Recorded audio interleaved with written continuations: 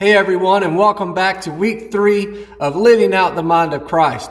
Now before we begin today, I need to give you a recap of what the other 2 weeks what we talked about. But before we do that, let's reread Philippians chapter 2, verses 1 through 5.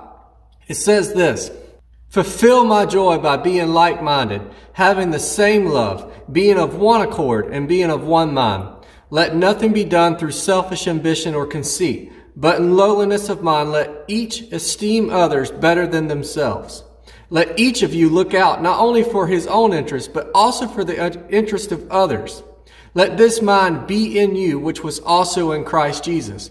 Now, the series we've been doing is Living Out the Mind of Christ, and we get that right there in verse 5, where it says, "Let this mind be in you." Now, what it's talking about when it says, "Let this mind be in you," it's actually talking about this attitude, if you remember from week 1.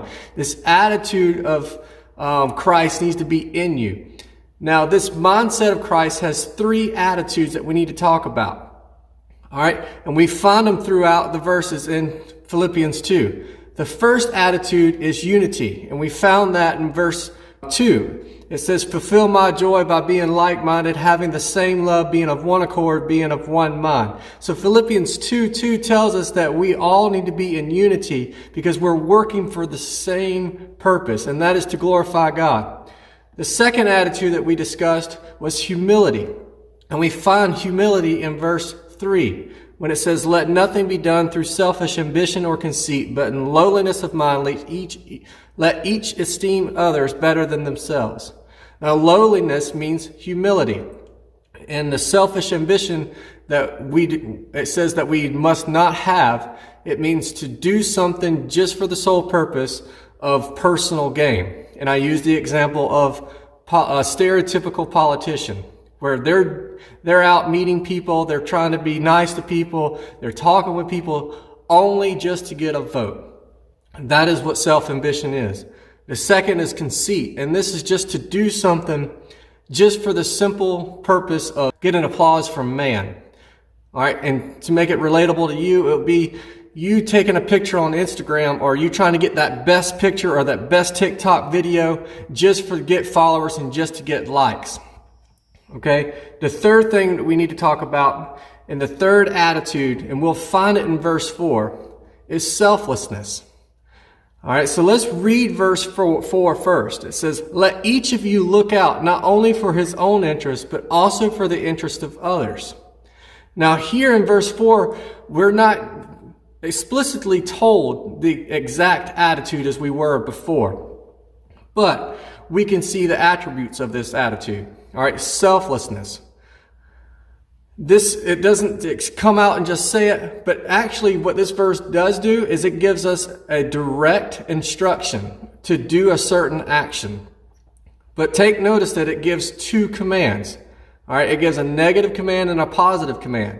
So let's read that. It says, "Look out not only for his own interest, but the interest of others."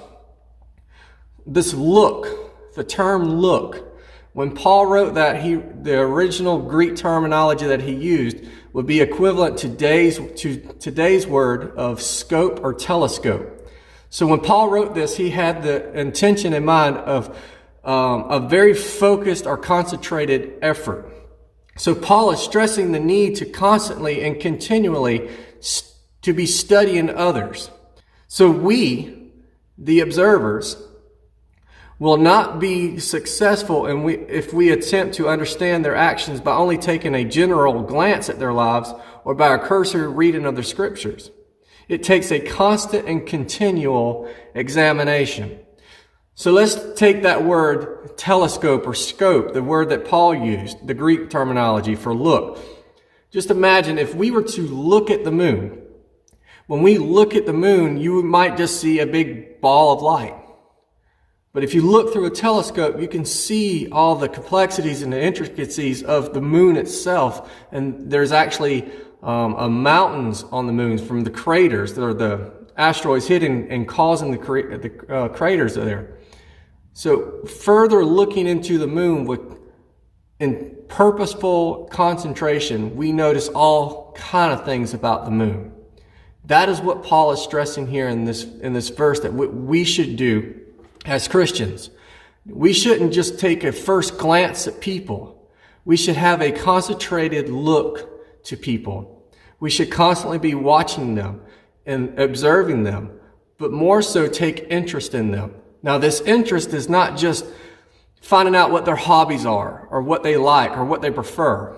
No, these interests that Paul is talking about is actually their spiritual and physical interest. Yes, we need to take observance of their physical interest to see if they are in physical need of something. But also, it is not wrong to look for their spiritual interest. Okay? We should always be concerned with how people believe and what they believe. And we should be helping them and encouraging them to follow the one true God, Jesus Christ. And we should take hold of that and help them to pursue after Christ and encourage them and help propel them forward. All right. So what is the mind of Christ as we're wrapping it up today? The mind of Christ is simply a choice and obedience. That is what the mind of Christ is.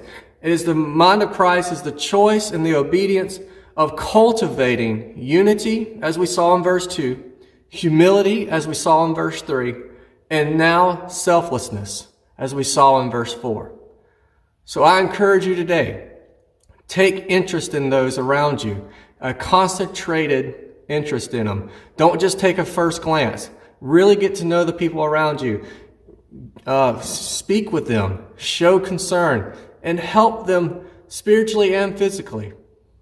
Let us have the mind of Christ, and not let us just have it, but let us live it out. Let us be united, humbled, and selfless.